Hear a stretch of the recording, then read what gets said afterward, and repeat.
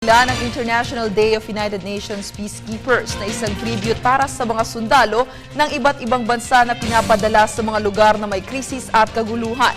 At sa selebrasyong ito, nakarating ang ating Armed Forces of the Philippines at Philippine National Police. Para sa detalye, balitaan mo kami, Dina Pagibitan. Isang pagkilala na naman sa ating mga bayaning sundalo sa kanilang kabayanihan, hindi lamang sa bansa, kung hindi sa buong mundo ang isinagawa sa pagdiriwang ng International Day of United Nations Peacekeeper na nagsimula pa noong 1948. Sa Pilipinas, ito na ang ika-50 taon ng commitment ng bansa sa pagpapadala ng mga sundalo upang maging peacekeepers sa United Nations.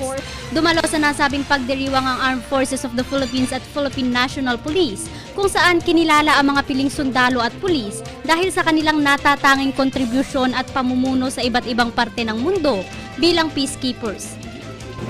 In our bilateral and multilateral engagements, we continue to bear in mind the need to develop the peacekeeping capabilities of our armed forces.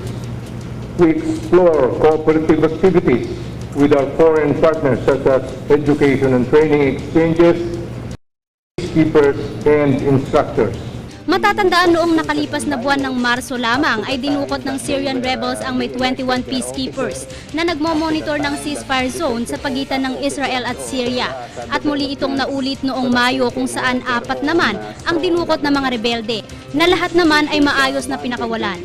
Sa kabila nito, nanindigan ng Department of National Defense na hindi ititigil ang pagpapadala ng mga peacekeepers sa UN, ngunit pangunahing titingnan pa rin nito ang kaligtasan ng mga Pilipinong peacekeeper.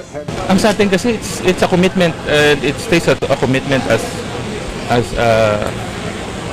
yung sa international community.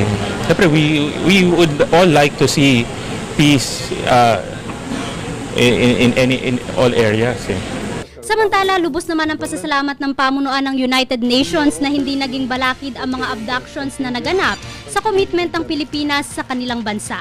Gayunman, tiwala ang Defense Department na gagawin ng mga sundalong Pilipino ang kanilang trabaho ng may integridad. Para sa Telebisyon ng Bayan, ako si Dina